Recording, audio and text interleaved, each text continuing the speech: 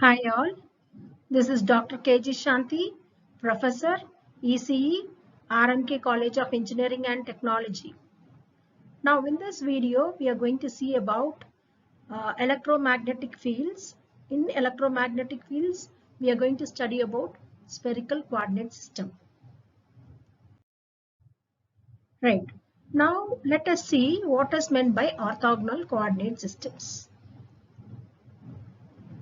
In electromagnetics, any function or any physical quantity is going to be represented as functions of space and time. A point can be located as intersection of three surfaces. And these three surfaces are going to be mutually perpendicular to one another. If these three surfaces are going to be mutually perpendicular to one another, then we call that as orthogonal coordinate system. Right. The three common orthogonal coordinate systems are Cartesian coordinate system, cylindrical coordinate system, and spherical coordinate system. Now, in this particular video, we are going to study in detail about spherical coordinate system. Now, in spherical coordinate system, as I told you earlier, any coordinate system is going to be function of or intersection of three surfaces. One is a circle of radius r. The other one is a cone which makes an angle theta with the z-axis. The other surface is going to be a vertical plane which makes an angle phi with the x-axis.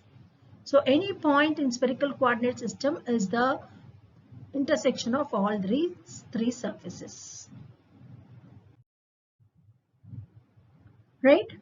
So as I mentioned in the previous slide, a spherical surface with radius r, a right circular cone which makes an angle theta, a half plane which makes an angle phi, right? Now what is the range of the variables? R varies from 0 to infinity, theta varies from 0 to pi, and phi varies from 0 to 2 pi.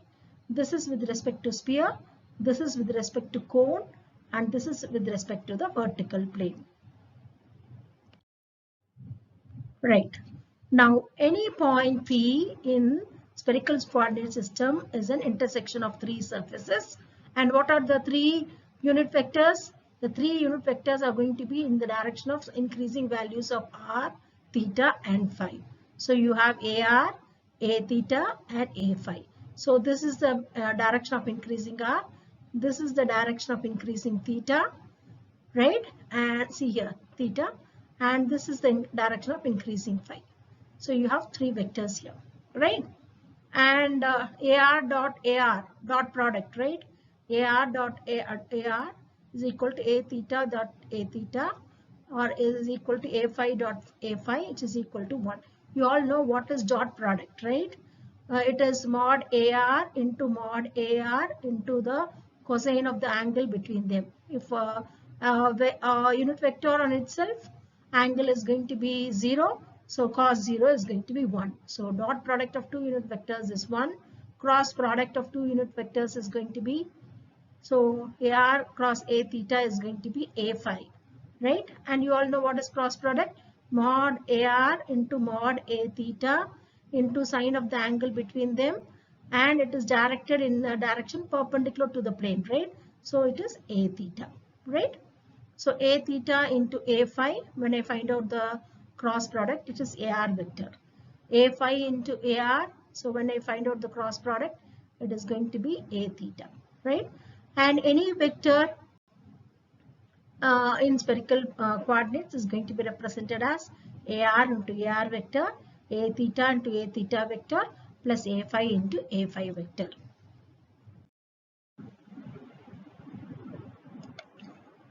Now this slide is going to show us the differential elements in spherical coordinate system. Right. Now see here, this is theta, so the incremental value is going to be d theta. This is phi, the incremental value is going to be d phi. And this is r, so the incremental value is going to be dr. Right. Now, when I when that is the volume element. When you look at the volume element, right, now what are the sides? One is dr.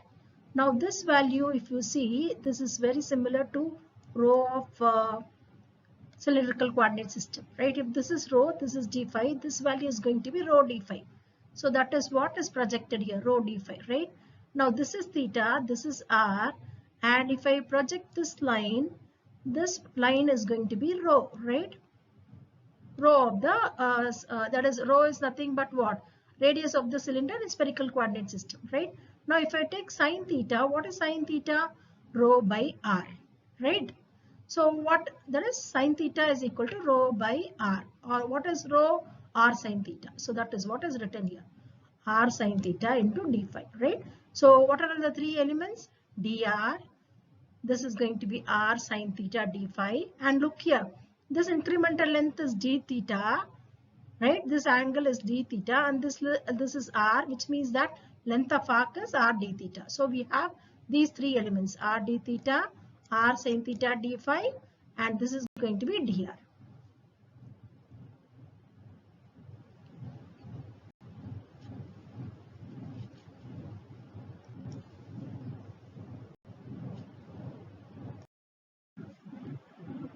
Now look into the differential normal areas in spherical coordinates. See here.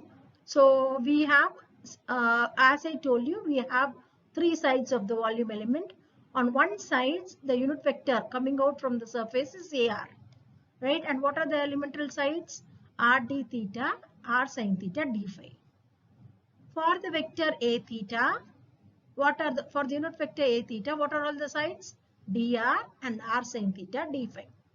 And for the vector, for the unit vector A phi, what are the elemental sides? R d theta and dr. Now how will I write? For this surface, for DSR, right? Now what will be your surface area? R d theta into R sin theta d phi. So you have 2r, so it is r square sin theta d phi into AR vector. And as I told you, for you to remember, if I have AR as the unit vector, here the other elements will be there, right? So ds theta. Now for ds theta, look at the elements r sin theta d phi and dr. So find out the product of these two. So it is r sin theta dr d theta d phi and a theta. And what is ds phi? R d theta into dr, right? So it is going to be r dr d theta into a phi, right? Now, having learned the various differential elements in spherical coordinate system, right? Now what we are going to study is, we are going to study about the relationship between Cartesian and spherical coordinate system. You all know what is Cartesian? The elements, that is the what will be the axis? X, Y, and Z. In spherical coordinate system, what it is? It is r, theta, and phi. So we are going to find out the relationship between x, y, z. See here, we are going to find out the relationship between x, y, z, and we are r, right? R, phi, and theta, right? That is r, phi, and theta in terms of x, y, z. X, y, z in terms of r, theta, and phi. Okay, right? Now for that, look into this diagram. Right? Now this is theta, this is r, right? And as I told you, this is rho. Right, and when I take sine theta is going to be rho by r. What is rho? Rho is equal to r sine theta. Now this is phi, right? This is phi. This distance is x, and this distance is y, right? Now what I do when I find out sine phi, right? I find out sine phi. Sine phi is once again what? Opposite by adjacent, right? So it is going to be y by rho. Right? In the same way here also I find out cos phi, right? Cos phi is x by rho, right? Now what I'm going to do is, now what you have, this is going to be what is called as r, right? Now what will be r equal to? This is rho, this is z, and you have a right angle triangle. So what is r? R is equal to root of rho square plus z square, right? And what is rho? Rho is nothing but x square plus y square. So what is r? R is equal to x square plus y square plus z square. Right. Now what is theta?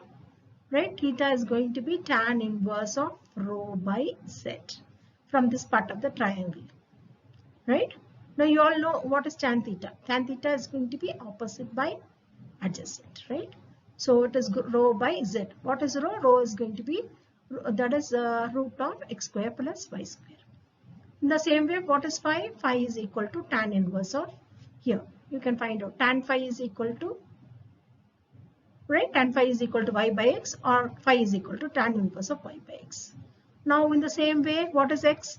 X is equal to rho cos phi. What is rho? Rho is nothing but r sin theta. Substitute that. What is y? Rho sin phi. So y is equal to r sin theta sin phi. And what is z? Z is equal to r cos theta from the diagram itself, right?